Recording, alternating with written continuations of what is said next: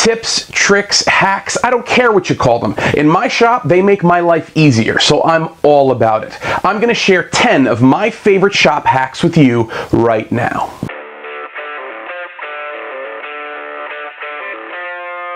So my back is still a mess. I found out I have a large herniation at the L5-S1. I don't know what that means, but it hurts. So I thought in order to bring some value to you guys, I would share my shop hacks with you. Now I have a ton of these, but we're gonna start with 10 of them for the day. I think that should be enough.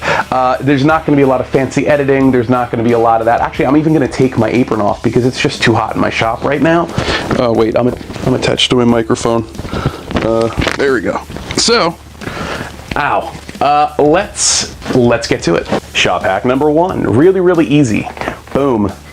Dry erase markers. Dry erase markers. I don't know if you can see those. Best things ever. I use them all the time, all around the shop, taking notes, making measurements, figuring out what I want to show you guys. And kind of my favorite part is that when you're writing on paper, you have to go find an eraser, and it takes time to do that. And it's a little bit of time, but it's a little bit of time every time there's a mistake. With this, wipe your hand, done, gone, keep going. It doesn't really interrupt the flow of thought, which is awesome. Shop hack number 2 is really simple as well, but if you haven't thought of it, it's going to be a little bit like, oh my god, a depth gauge for your drill bits. Now, if you need to go part way through a piece of wood and you don't know how far you have to stop, you use a piece of tape. Really easy. Check it out. The next shop tip actually deals with gluing wood together. Most of the time when you go to glue 2 pieces of wood together and you put the glue in the center, they slide when you try to clamp them. Really easy fix for that, but we gotta go to the kitchen first.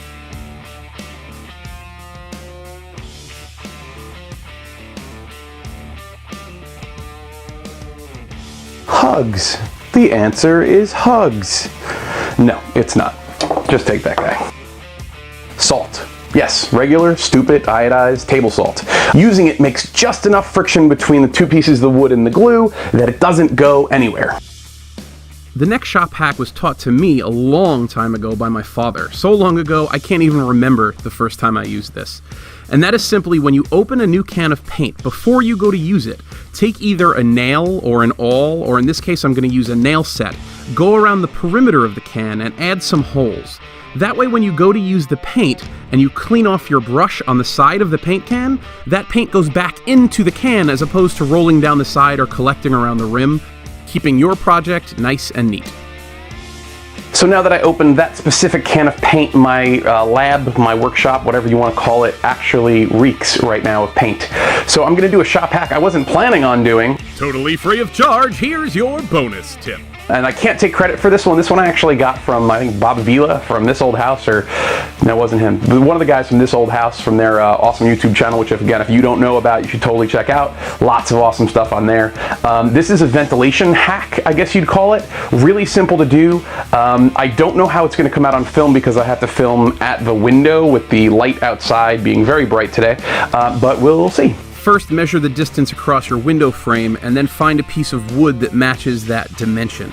You're then going to hold it up, open the window, and mark exactly where that open window space is on that piece of wood. Grab 2 screw hooks and put them into the wood in that open window space that you've marked out. You're then going to take the measurements between those 2 screw hooks and transcribe that onto a box fan. Screw out those 2 holes, affix the piece of wood to the window frame. You know what? This might be a bad idea leaning over a table with a back injury. And that face told me that this video wouldn't be up on time this week. But let's continue. Sometime later. Then all you gotta do is hang the fan from those hooks, plug it in, and bada boom, ventilation. Often when you're hanging something on the wall, you need a free hand to hold whatever it is that you're putting up. So instead of having all the screws in your hands, you can put a magnet on your drill to hold all of those screws for you, and it works great. Now, number 6 deals with my favorite workshop duo, and that is CA glue and Activator, also known as Crazy Glue, and the stuff that makes it stick really fast. Whenever you're using wood glue in the shop and you're putting two pieces of wood together, but you don't want to wait to have to clamp and let it dry, you can use CA glue and activator to temporarily hold the wood together, giving the wood glue time to dry but allowing you to get on with your project. In order to get perfect 90-degree holes into a piece of wood, most people use a drill press. But if you don't have one, there's a great shop hack that can show you how to drill directly straight into a piece of wood. The first thing you do is take a right angle straight edge or a square and draw a 90-degree line to the side of a piece of wood. Then using that line that you've drawn to calibrate one direction, and the wood itself to calibrate the other direction, as long as you keep them in line with both of those, you'll get a straight hole every time. Number 8 is a really simple hack that I have used a ton. Remember that time that I was working with filters in my workshop and they exploded?